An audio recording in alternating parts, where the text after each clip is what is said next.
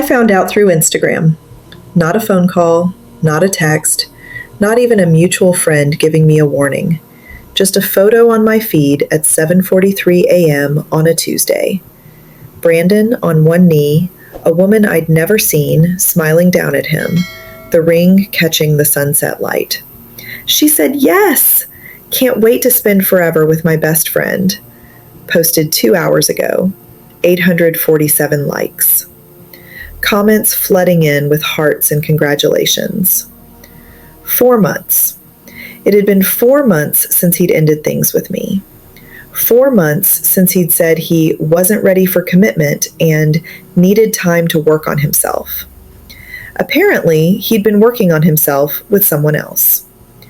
I threw up in my bathroom, then called in sick to work, then lay on my couch for 6 hours staring at the ceiling, replaying every moment of our 2-year relationship and wondering what she had that I didn't. Brendan and I met at a church conference. He was a worship leader from a neighboring city visiting for the weekend. I was volunteering at the registration table when he walked in, guitar case over his shoulder, easy smile on his face. "You must be the welcome committee," he said. "Consider me welcomed." We talked for an hour after I should have left. He got my number, he called the next day, and for the next 2 years, I thought I'd found my person. Brandon was everything I'd prayed for. Creative, passionate about his faith, ambitious about ministry. He talked about our future constantly, the church we'd plant together, the music we'd make, the family we'd raise. "You're my ride or die," he'd say. God brought us together for a purpose. I believed him, every word. But looking back, I should have noticed the patterns. Brandon loved the idea of commitment more than the reality of it. He'd make grand plans, then fail to follow through. He'd promise phone calls that never came. He'd cancel dates last minute with vague excuses about ministry stuff that never quite added up. When I expressed concerns, he deflected. "You're overthinking this. You're too sensitive. I'm a man of God. Don't you trust me?" I did trust him. That was the problem. I trusted his words so completely that I ignored his actions. The first red flag was his ex. They dated for 3 years before me, and according to Brandon, she was crazy and couldn't handle his calling. I never questioned that story. Never thought to wonder if maybe she wasn't crazy. Maybe she just finally saw clearly. The second red flag was his boundaries, or lack thereof. Brandon was constantly surrounded by women, church members, worship team volunteers, Instagram followers who slid into his DMs. He called it ministry. "I can't help that people are drawn to me," he'd say when I voiced discomfort. "It's a gift. I have to steward it well." 2 years in, I asked where we were headed. "I love you," I said, "but I need to know this is going somewhere. I'm not getting younger. I need to know you see a future with me." He got quiet. Too quiet. "I do see a future with you, Maya. I'm not ready yet.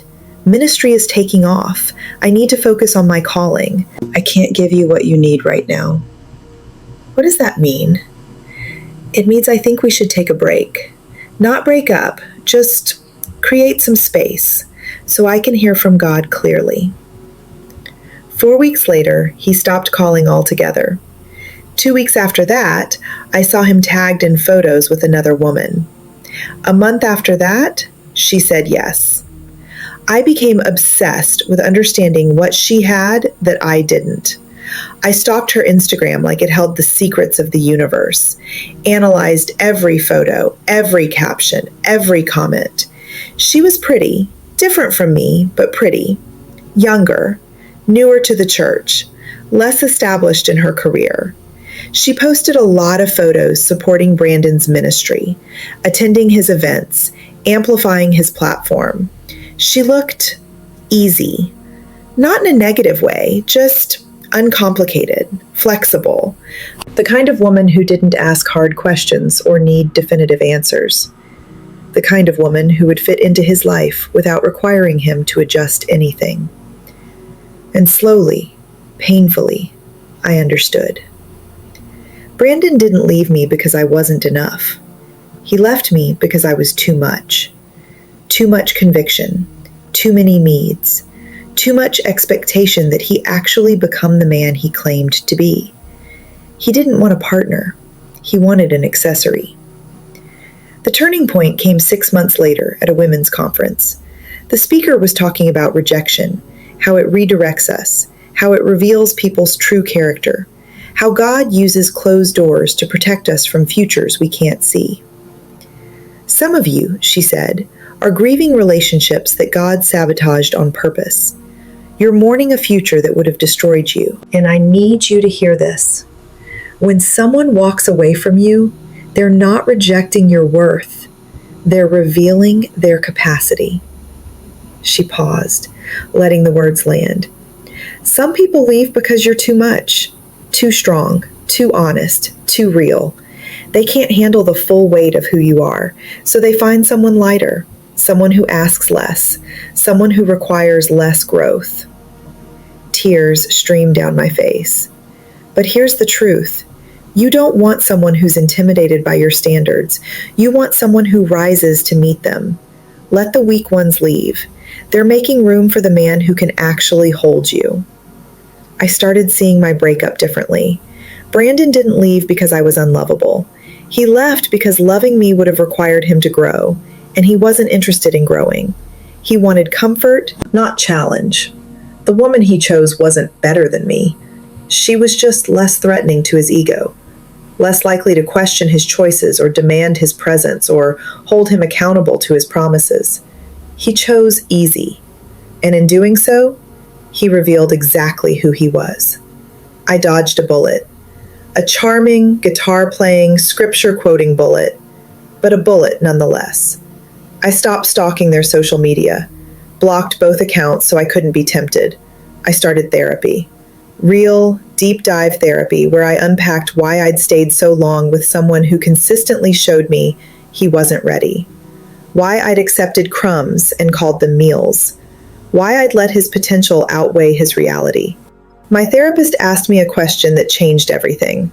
Maya, what were you actually in love with? Brandon as he was, or Brandon as you hoped he'd become? I couldn't answer immediately, but when I finally did, the truth was painful.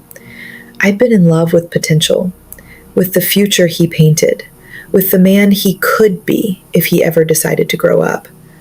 The actual Brandon, inconsistent, avoidant, allergic to accountability, I'd been making excuses for him the entire time. You can't marry potential, my therapist said. You marry who someone is today.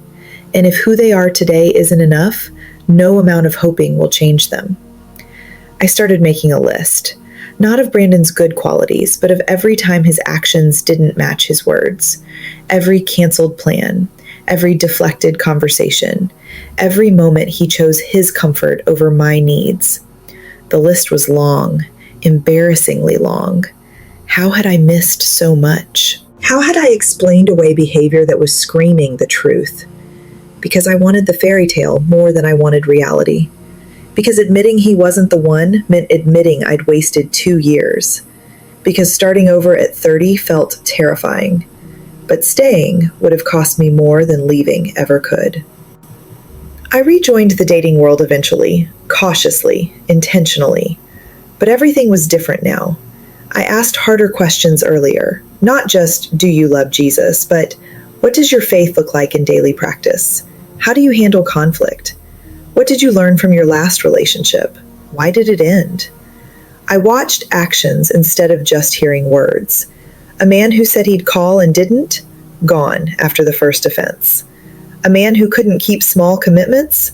I didn't wait around to see if he'd keep big ones. I walked away faster when things didn't align. No more giving it time when my spirit was unsettled. No more convincing myself that red flags were really pink. And I stopped apologizing for having standards.